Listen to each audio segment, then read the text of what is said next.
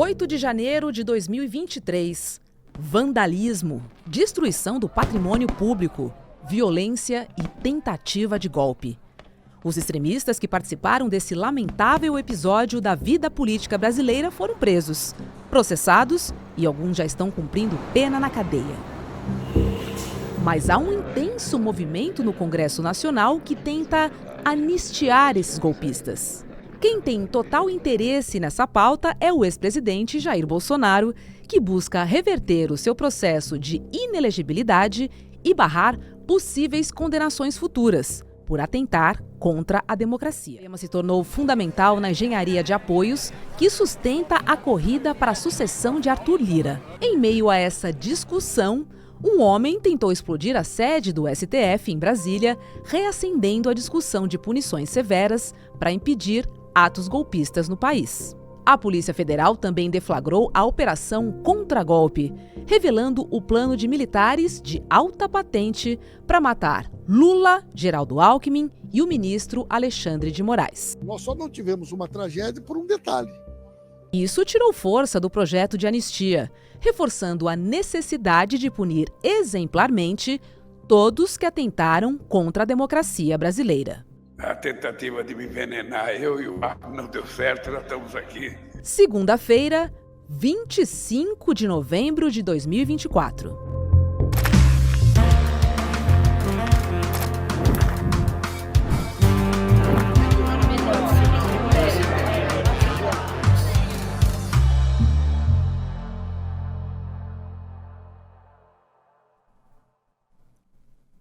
Olá, seja muito bem-vindo, seja muito bem-vinda. Eu sou a Roberta Garcia e este é o Videocast em Detalhes. Aqui sempre com um convidado nós vamos mergulhar e analisar um assunto do nosso dia a dia. Hoje eu converso com Dimitri Salles, doutor em Direito e também professor de Direito Constitucional e Direitos Humanos. Oi, Dimitri, obrigada por ter aceitado o nosso convite de participar do Em Detalhes. E eu já vou começar te perguntando, tá?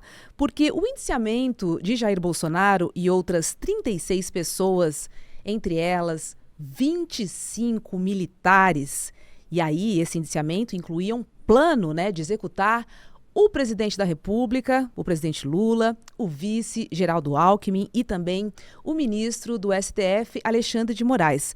Você acha que essa operação da PF e esse inquérito, eles representaram uma ruptura total em qualquer possibilidade de anistia aos golpistas? Oi, Roberta, é um prazer estar contigo aqui, prazer estar com toda a turma do ICL. Eu não tenho nenhuma dúvida que os últimos acontecimentos representaram, de fato, uma colher de cal na proposta de anistia no Congresso Nacional. A anistia normalmente é um acordo político. Você aprova a anistia em razão de alguma conturbação social que requer que o país faça algum pacto ali para que possa se recompor o tecido social e o tecido político deste país. A gente está diante de uma situação muito delicada. Houve uma tentativa de um golpe de Estado, planejado, cujos primeiros passos foram dados. Golpe esse que foi pensado pelo presidente da República em exercício, naquele momento, o presidente Jair Bolsonaro, contra uma decisão democrática, contra a decisão da maioria da população brasileira que decidiu por tirá-lo do Palácio do Planalto, por tirá-lo do poder. Esse golpe foi engendrado com a participação de autoridades que também exerciam muito poder na época, por exemplo, comandantes das Forças Armadas no nosso país. Não é possível nenhuma possibilidade de negociar a anistia, porque a gente não está diante de um estado de exceção, de um regime autoritário. A gente está vivendo uma democracia. A gente não tem que negociar uma anistia para beneficiar aqueles que atentaram contra a democracia. Então, eu entendo que, sob o ponto de vista jurídico, a anistia ela não é factível, sob o ponto de vista constitucional. Mas, quando a gente fala do direito, a gente também tem que fazer uma análise política dos fatos. E os últimos acontecimentos apontam para a necessidade de haver uma reação maior àquela que o próprio Poder Judiciário, e especialmente a Procuradoria-Geral da República, tem tido aos atos golpistas que houve no Brasil. A gente, com aquele episódio envolvendo o tio França, que foi, na verdade, uma tentativa de ato terrorista contra o Supremo Tribunal Federal, demonstra que o pensamento golpista que é o pensamento que descredencia a Constituição, descredencia a nossa democracia, continua vigente. Essa política de ódio que foi implementada pelo governo Bolsonaro ainda continua muito forte. Essa última semana foi uma semana muito importante. Se por um lado nos deixou muito assustados todos esses fatos que aconteceram, por outro lado nos permite, mais uma vez, pressionar as autoridades, as instituições vigentes a dar uma resposta a uma tentativa de golpe de Estado que não foi uma loucura da cabeça de alguns, mas efetivamente um plano engendrado dentro dos intestinos do Palácio do Planalto e que só não foi viabilizado, sabe-se Deus por quê, por conjuntura internacional ou mesmo por incompetência daqueles que lá estavam. E, Dmitry, o que você está contando para a gente é que anistiar aqueles que atentaram, né, contra o Estado Democrático de Direito é inconstitucional. Agora, como você bem colocou, politicamente falando, será que ainda é possível? Eu entendo que não. E eu sempre tenho dito isso. Quando a gente faz análises jurídicas sobre temas que são eminentemente políticos, não dá para a gente dissociar a análise também do campo político. Sob o ponto de vista constitucional, a anistia ela não é cabível. Você não pode sequer anistiar aqueles que não foram condenados, mas você, sobretudo, não pode anistiar crimes contra a ordem democrática. E sob o ponto de vista político, as principais figuras desse momento dramático da história do Brasil estão indiciadas. Responderão certamente pelos seus crimes. Me chamou a atenção, Roberto, um elemento que é, você não tem nenhum indiciado ali que seja parlamentar. A gente sabe da participação de parlamentares na tentativa de golpe de Estado. Outros políticos que também contribuíram. Nós temos ali indiciamento basicamente de um político relevante, que é o Valdemar da Costa Neto. A sua relevância se limita a ser presidente do PL. Mas outros políticos deveriam ter sido indiciados. Eu tenho para mim que haverá ainda mais novos indiciamentos. É possível no curso do processo penal que esses indiciamentos aconteçam. Não há uma limitação. Se não forem indiciados agora, não serão depois. Então, o aparecimento destes políticos na condição de autores ou de partícipes do ato atentatório da nossa democracia repercutirá agora diretamente dentro do Congresso Nacional. E aí sim enfraquecerá mais ainda qualquer possibilidade de anistia a qualquer pessoa que tenha contribuído direto ou indiretamente com a tentativa de golpe de Estado. Quando se fala de anistia lá no Congresso Nacional, o que se está tentando muito é evitar que o Bolsonaro seja preso. Por trás disso, o pano de fundo é tentar anistiar aqueles que contribuíram diretamente com o 8 de janeiro. Né? O discurso é sempre aquele, a pessoa era uma pessoa calma, moderada, ela não estava lá para protestar. Aí cria-se uma atmosfera de injustiça, como se o Poder Judiciário estivesse agindo politicamente e não juridicamente. E esses argumentos têm forças diante das evidências que já foram apresentadas, mas também do que ainda poderá ser apresentado pela Polícia Federal. Eu insisto que eu acredito que novos indiciamentos acontecerão, muitos políticos exercentes de mandato contribuíram para a tentativa de golpe e eles também deverão ser responsabilizados. E isso certamente vai mudar a conjuntura, isso certamente muda a conjuntura dentro do Congresso Nacional, e essa tentativa de aprovar uma anistia por parte da Câmara e do Senado tende a se enfraquecer cada vez mais. Agora, Dmitry, é muito sério o que a gente está falando aqui, porque, no caso, a anistia por si só, além de inconstitucional, a gente entende que politicamente ela está sendo usada como uma moeda de troca, sendo que a gente está falando de algo muito sério, né? Um atentado contra o Estado Democrático de Direito. Não poderia ser tratada como troca, como barganha, por exemplo, para a sucessão do presidente da Câmara? Porque é isso que está acontecendo, né? Infelizmente, dentro do Congresso Nacional. Pois é, você sabe que o judiciário, quando age em temas como esses, ele tem que ser muito cauteloso. Você precisa ter muitos elementos para que, efetivamente, uma eventual ordem de prisão do ex-presidente Bolsonaro não possa se tornar uma narrativa que estimule a mais agressividade, mais violência política, sabe? Então, tem que ser tudo muito medido. Inclusive, a própria necessidade de indiciar parlamentares. No contexto em que a gente vive hoje, com o Arthur Lira muito poderoso na Câmara dos Deputados, qualquer indiciamento poderia resultar, por exemplo, num processo de obstacularização, num obstáculo à justiça. Quando um parlamentar que exerce o seu mandato, por exemplo, de senador, de deputado, tem a sua prisão decretada, essa prisão tem que ser referendada pela Casa Legislativa a qual ele pertence. Vamos pensar, por exemplo, que o Supremo Tribunal Federal determine a prisão de alguns parlamentares.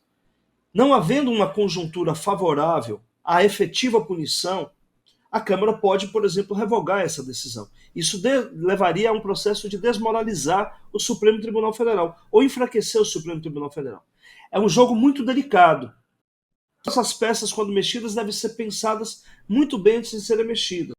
E eu acho que o que o Supremo Federal está fazendo agora, inclusive, é aguardando o momento oportuno para que possa mover as peças na direção de prisão dos principais responsáveis. A gente está falando agora só no campo da política. Mas se a gente, por exemplo, a política que eu digo do exercício de mandatos do Congresso Nacional, mas se a gente for pensar, esses indiciamentos afetam diretamente a cúpula das Forças Armadas. E a gente sabe também que as Forças Armadas no Brasil agem de uma forma muito unitária, né? Há um incômodo dentro das Forças Armadas que pressiona governos. Desde a redemocratização é assim. Então é preciso também pensar de que maneira esses indiciamentos e prisões de militares que estão na ativa e os que já estão na reserva implicará na relação política das Forças Armadas com o Poder Judiciário. Então é um jogo muito difícil de ser traçado, mas eu não quero dizer com isso que não deva ser jogado.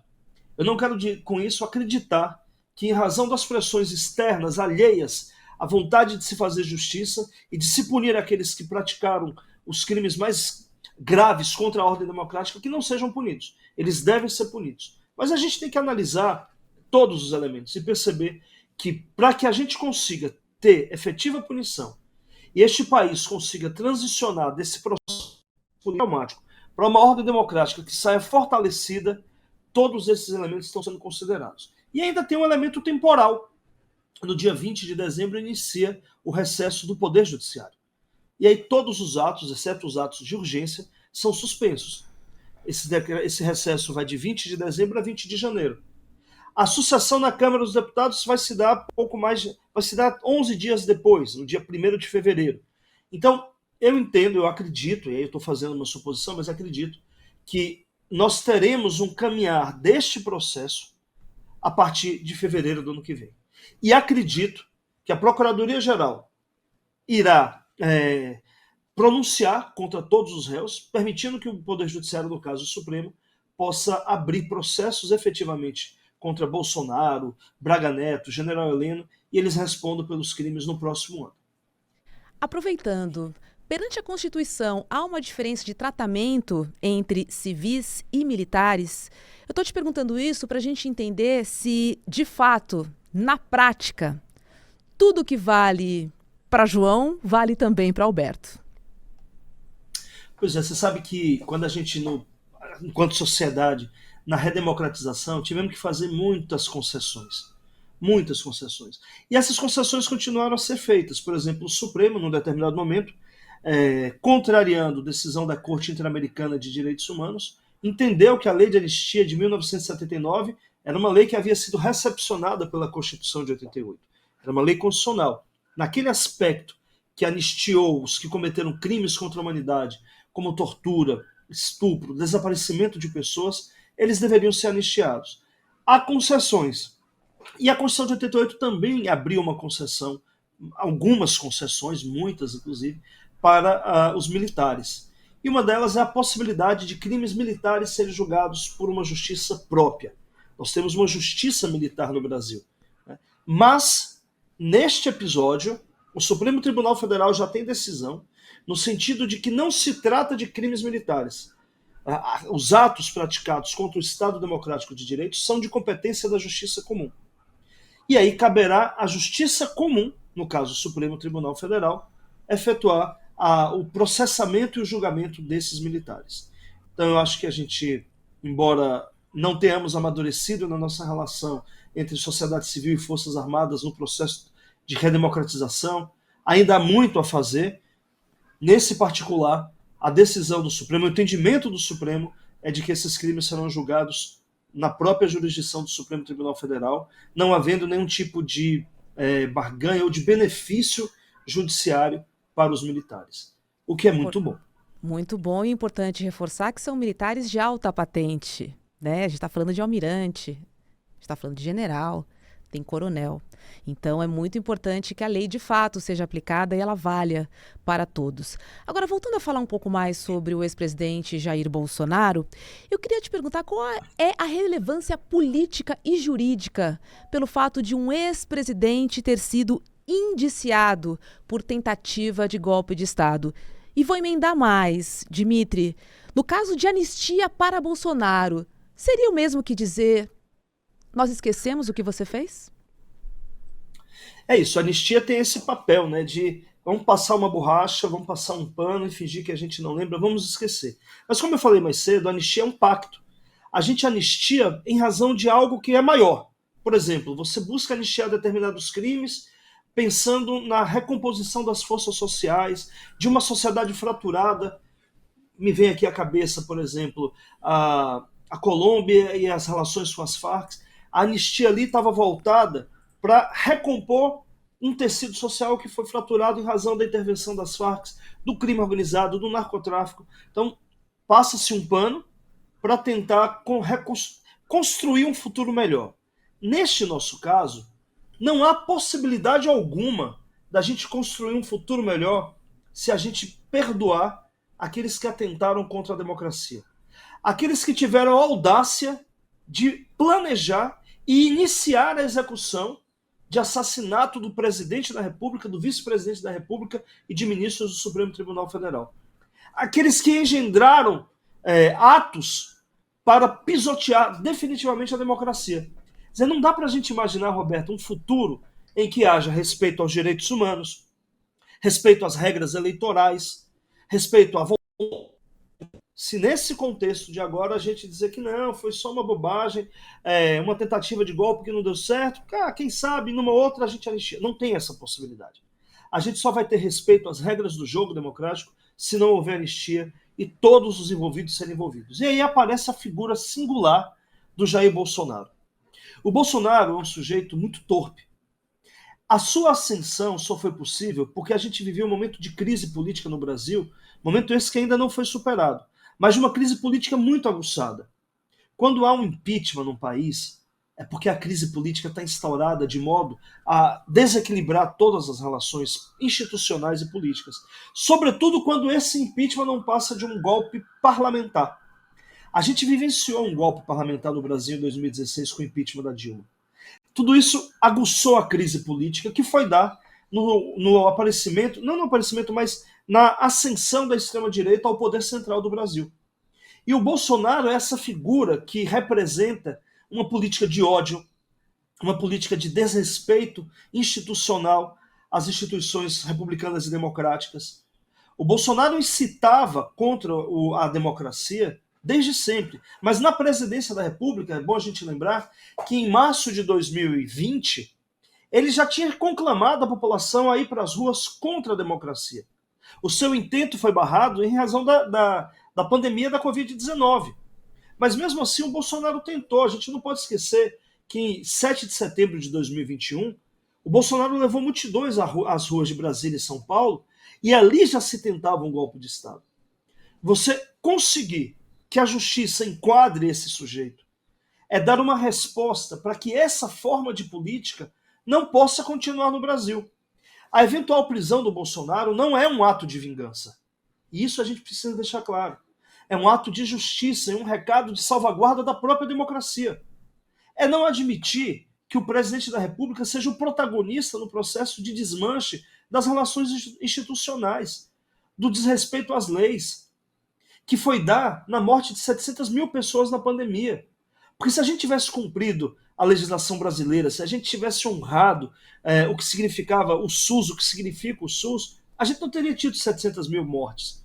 Se a gente tivesse comprado vacina e não ter feito da vacina uma politização estúpida, absurda, a gente não teria tido 700 mil mortes. A prisão do Bolsonaro, no conjunto da sua obra, significa uma resposta de salvaguarda da democracia, do Estado Democrático de Direito e dos valores civilizatórios que a muito custo nós conseguimos consolidar, e ainda muitos precisam serem consolidados. Então é dizer que essa maneira de fazer política, que despreza a democracia, ela não é cabível no nosso Estado. E aqui eu queria dizer uma coisa. A gente tem uma mania de considerar a democracia só o ato de votar e ser votado. Democracia é muito mais do que isso. Essa coisa do votar e ser votado é parte da democracia, chamada democracia formal ou democracia procedimental. Mas a democracia é, antes de tudo, um equilíbrio entre as instituições democráticas e é, sobretudo, um respeito aos direitos fundamentais da pessoa humana, aos direitos humanos. Então não haverá uma democracia consolidada quando você tem o presidente da República incitando contra populações vulneráveis.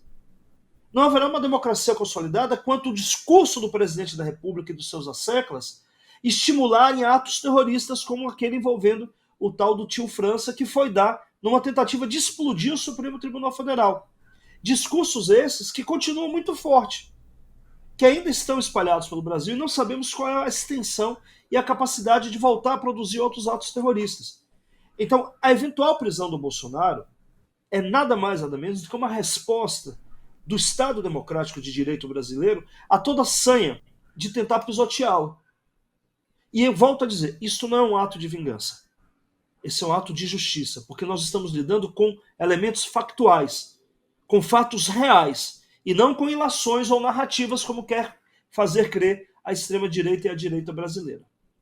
Não, seria um recado muito importante, até porque o discurso da extrema-direita é dizer que a anistia pacificaria o país. Quando, na verdade, o que a gente entende, a leitura que eu faço, Dimitri, é que ela seria um impulso, na verdade, se tornaria um incentivo ainda maior para ações antidemocráticas, porque aqui não aconteceria nada para quem atentasse contra o Estado Democrático de Direito. Esse seria o recado para mim, para você. Você sabe, Roberta, que em nenhum momento da história do Brasil, e já tivemos muitas anistias no Brasil, em nenhum momento a anistia significou pacificação. Nenhum momento. A última, que foi a de 79, foi uma anistia que representou a possibilidade da transição democrática. Mas a gente não colocou nas tumbas a extrema-direita, os golpistas, muito pelo contrário. O general Heleno era chefe de gabinete do general Silvio Frota, um importante ícone da ditadura de 64. A gente não conseguiu pacificar o país. Pacificar o país é dizer, olha, aqueles que cometeram crimes não mais voltarão a cometer crimes. O pensamento que levou a um golpe em 64 não mais existe, não mais está vigente no Brasil. Esses caras foram para os esgotos da República, mas eles não foram eliminados como deveriam ser. Em nenhum momento da história do Brasil a anistia representou pacificação. Ela representou sempre impunidade. E o que se pretende agora não é pacificar o país, porque nós não estamos em guerra. Nós não estamos em divergência numa guerra civil em que do lado há diferentes ideologias e elas podem se viabilizar. Nós não estamos numa guerra quando o que está em jogo é salvar ou não salvar a democracia, porque não existe essa possibilidade de não salvar a democracia. Porque se a gente, por acaso, tiver um golpe de Estado, vai fulminar o Estado democrático, nós vamos ter um Estado ditatorial. Agora, o Estado democrático, para ser preservado, não tem uma guerra na qual você discute valores democráticos, eles já estão esculpidos na Constituição de 88. Então, se não há uma guerra, não há o que se pacificar. O que se está tentando fazer efetivamente agora é assegurar uma impunidade para essas figuras. E o que na prática significa impunidade? Significa dizer que os seus atos, aquilo que você praticou contra a lei, eles podem ser praticados novamente, porque não será punido. Porque a pessoa não será punida. É como se a gente anistiasse, por exemplo, crimes de homicídio. Não, se você matou determinada parte da população, você será perdoado. Não pode, o Código Penal não autoriza, mas também nós não vamos te punir. Qual é o recado que se dá com isso? Continue matando. Esse recado é o que significa impunidade. E é sobre isso que a gente está falando. Anistia hoje é impunidade.